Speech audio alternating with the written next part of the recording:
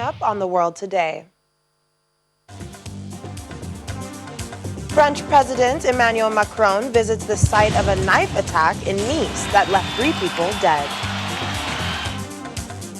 Leaders around the world have reacted, condemning the attack and commiserating with victims' families.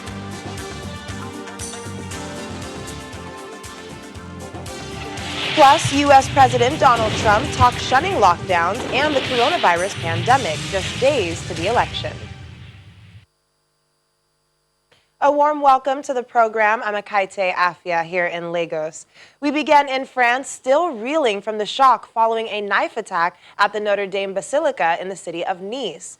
It's an attack President Emmanuel Macron denounced as an Islamist terrorist attack when he visited the scene hours after. One elderly victim was said to have been praying at the time of the attack. Reports say she was virtually beheaded. Tearful parishioners in shock following the killing of at least 3 people in a church in Nice. One of the people killed in the knife attack is believed to be the church warden. Nice's mayor Christian Estrosi says the attacker was shot by police, but is still alive and has been taken into custody. The attacker had repeatedly shouted the phrase, "God is great" in Arabic, even after he had been detained by police. The mayor asked that everything points to the incident being a terrorist attack, and France's anti-terrorism prosecutor has taken over the investigation. En solidarité à l'égard de la French lawmakers and the National Assembly held a minute's silence for the victims. Prime Minister Jean Castex promises a firm response. The country's terror alert level has been raised to the highest level following the incident. J'ai d'ores et déjà décidé de porter le plan Vigipirate au niveau. The attack is the latest in a number of attacks to hit France in recent years and comes less than 2 weeks after the beheading of teacher Samuel Paty in Paris. Paty was targeted after he used caricatures of Islam's Prophet Muhammad during a lesson. Following the death of Paty, President Emmanuel Macron has defended the publication of cartoons that depicted the Prophet, leading to calls in some Muslim-majority countries for a boycott of French goods. Meanwhile, in a separate incident within hours of the Nice attack, police killed a man who had threatened passers-by with a handgun in Montfavet, near the southern French city of Avignon. According to reports, he was also shouting, "God is great" in Arabic. And outside of France, a guard was attacked by a sharp object outside the French consulate in Jeddah in Saudi Arabia. A suspect has been arrested and the guard taken to hospital. Well, let's talk to the VOA's Lisa Bryant, who joins us now from Paris. Lisa, thanks for joining us on the program. It's a pleasure.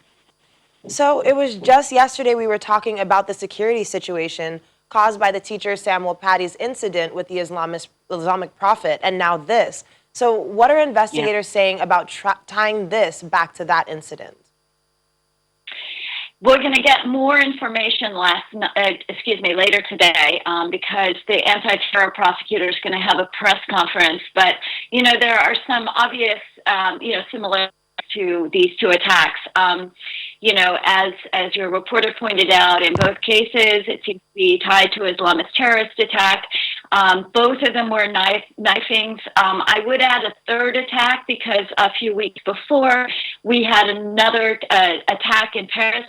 The 2 people were gravely injured. That too was a knifing attack. At least the first 2 are tied to these caricatures of the Prophet Muhammad. We'll get some more information about this latest one. And, I think that what might spark a backlash, we'll find out, is that in all 3 incidents, it seems like the assailants were immigrants. According to reports, this latest attacker assailant, or suspect, I should say, appears to have come as an immigrant from Tunisia. Now, it's important to say, as a final point, that the majority of previous attacks in France over the last recent years have been actually French-born or second-generation French citizens. So this is not like part of a trend, but it happens to be one of the issues that it seems to tie these three attacks together. Well, as you mentioned, this is not a trend as far as who the terrorists are, but it's clear that France does have a real terrorist situation on its hands, as the National Security Alert System is raised to its highest level. So on the ground, what would that mean for many residents and the government? Well, it's important to also note that France is just about to start a lockdown this evening, so a lot of people are staying at home. But the government is increasing its patrolling, its forces, etc., what they call Vigipirate, which is their anti-terrorist squad and effort. So that will be on the ground. How confinement might play into events is hard to say, but it might be easier for security forces to be, out on the streets patrolling because there are fewer other incidents happening. There are fewer people on the streets.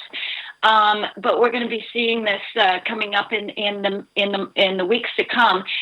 One final point is, though we have had a spate of terrorist incidents this year and in the recent weeks, overall, experts note that the numbers of terrorist attacks have declined in France and in Europe since, let's say, 2015, when we had a spate, and 2016, a big attack in Nice.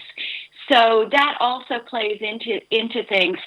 These are more like lone wolf attacks, which seems to be the case in these recent attacks.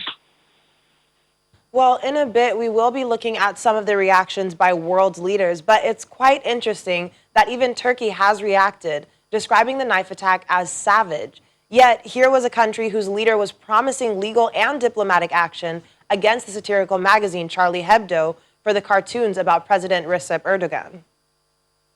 That's right. I think that countries and leaders make the difference between something that they find, deeply hurtful, which in this case, for some, Muslims, practicing Muslims, was, these Prophet Muhammad cartoons that, as you noted, President Macron has championed, not for the cartoons because they're offensive, but in the name of free speech. But I think that world leaders are making the distinction between a terrorist attack, something brutal and awful that happened to somebody, and what they find is an offensive gesture in these cartoons. And I think that that's one way to read the announcement, the shock, horror, and sorrow that are coming in. Well, Lisa, thanks again for joining us today, and please stay safe out there.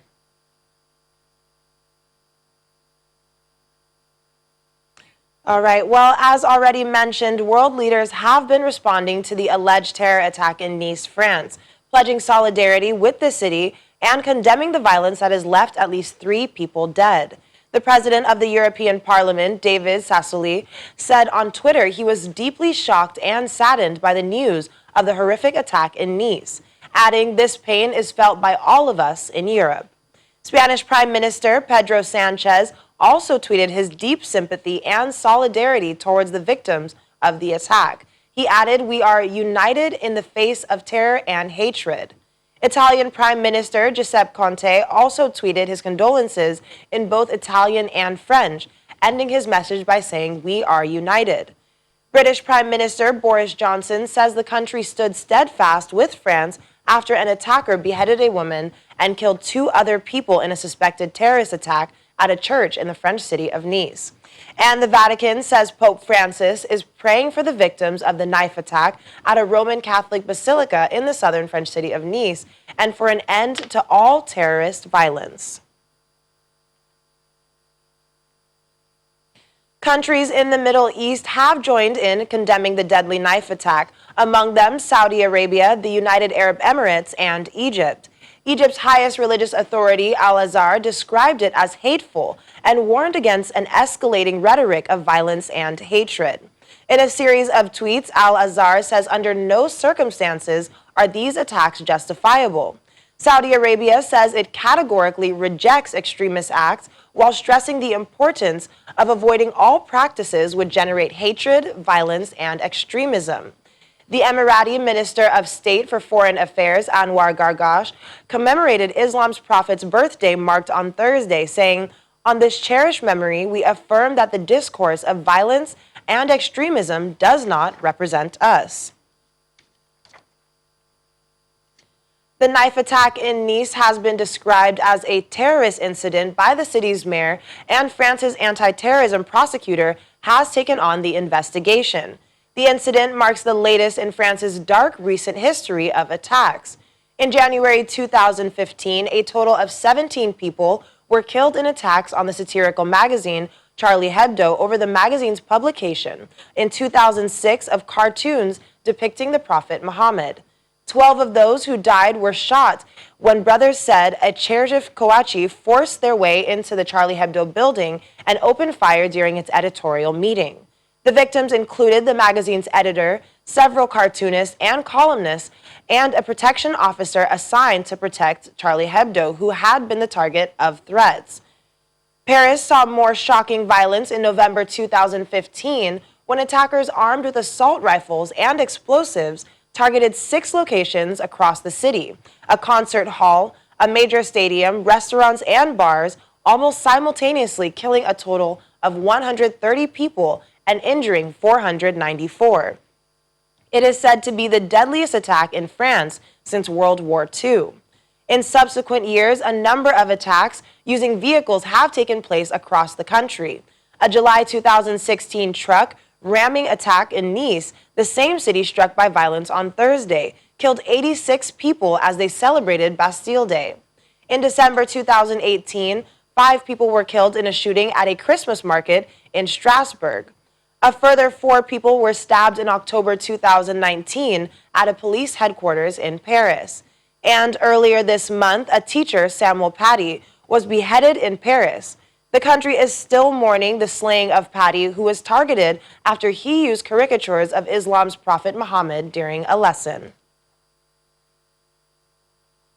Well, away from France, Britain's opposition Labour Party has suspended its former leader, Jeremy Corbyn, for seeking to deflect blame away from himself after a report found that under his leadership, the party was responsible for unlawful harassment and discrimination. Mr. Corbyn's tenure was marred by a president's persistent complaints of anti-Semitism and party ranks, and the criticism of the leader's response, prompting the Equality and Human Rights Commission to launch an investigation in May 2019. The Equality and Human Rights Commission said the Labour Party was responsible for 3 breaches of the Equality Act: political interference in anti-Semitism complaints, failure to provide proper training to handle the complaints, and harassment. Corbyn's successor, Keir Starmer, apologized and said Labour was facing a day of shame after the EHRC found serious failings in how the party had dealt with allegations of anti-Semitism within its ranks. Accepts this report in full and without qualification. We will implement all the recommendations and we will implement them in full. That process starts today. I've already instructed my staff to start work with the Commission to implement the recommendations at the earliest possible opportunity. We will provide the Commission with our action plan to achieve all of this within 6 weeks. Meanwhile, German Chancellor Angela Merkel has warned of a long, hard winter as the country resumes lockdowns to curb the spread of coronavirus. Ms. Merkel was defending the reinstatement of a national lockdown in Parliament, where she was heckled by right-wing MPs as she outlined the new measures in Parliament. We'll cover more on this after the break.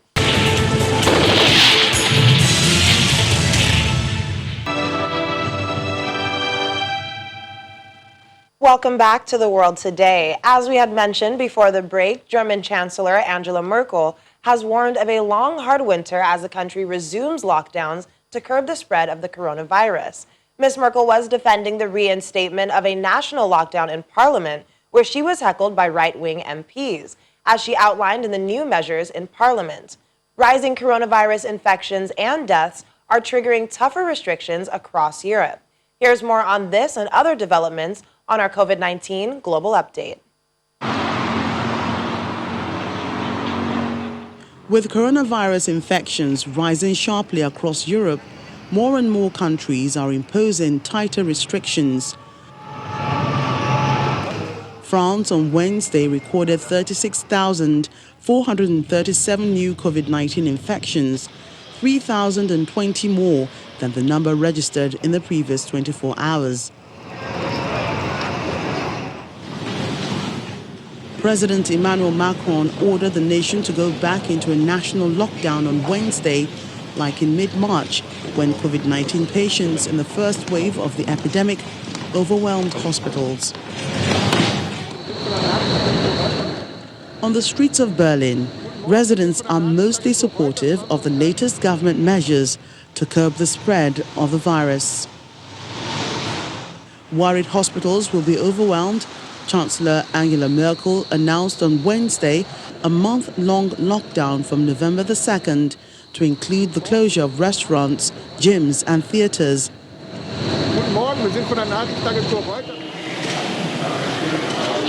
And over in Spain, the parliament has voted in favor of extending a nationwide state of emergency by 6 months, giving regional authorities extra powers to control a second wave of the virus.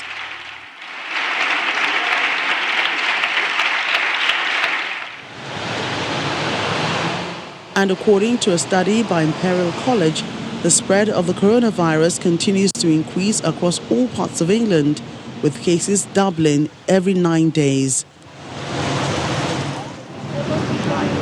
Despite this, the British government says it will do everything it can to avoid putting the country into a second national lockdown and believes it can control the virus with tough local measures. Housing Minister Robert Jenrick says the government wants to stick to its policy of local lockdowns, which now cover huge parts of northern England, although he adds that everything is being kept under review.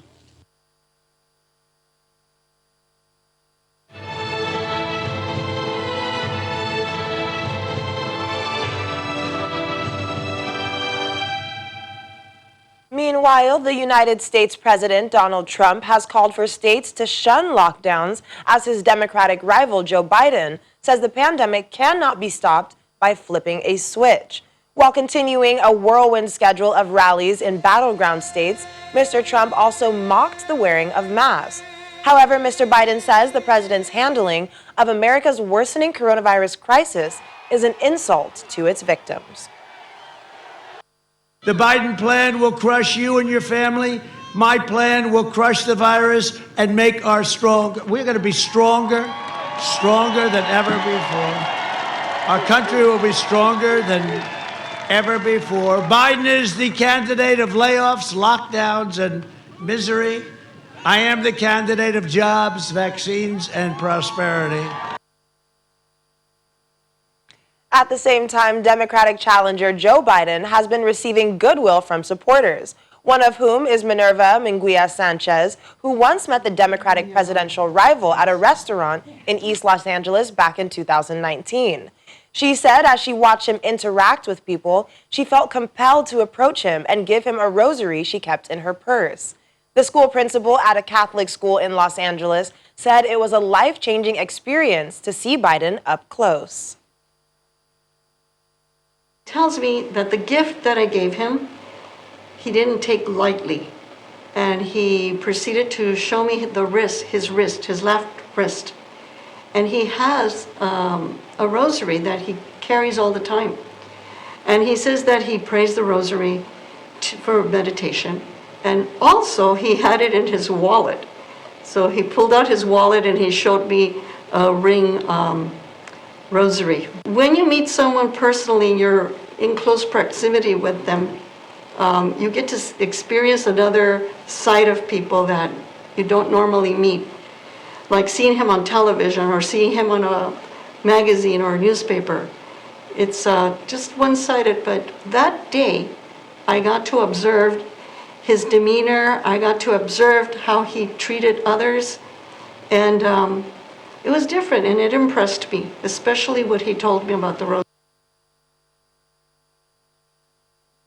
London's Saatchi Gallery is holding a private viewing for robots and humans, allowing people and machines to wander through the wacky world of pop artist Philip Colbert in a show designed to work both digitally and in real life.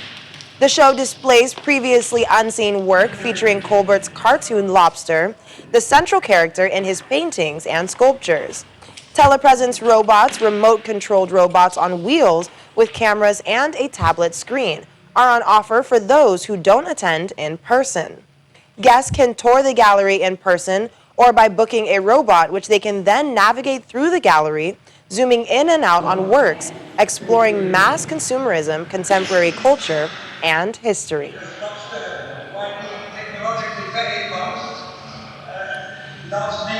I wanted to stage my exhibition opening using these telepresent robots as almost like a sci-fi vision of a possible future where we do have a telepresent robot which goes out into the world for us so we stay protected at home. And I felt that that was an interesting way of genuinely making the show more accessible, but also creating a more fantastical vision of the future.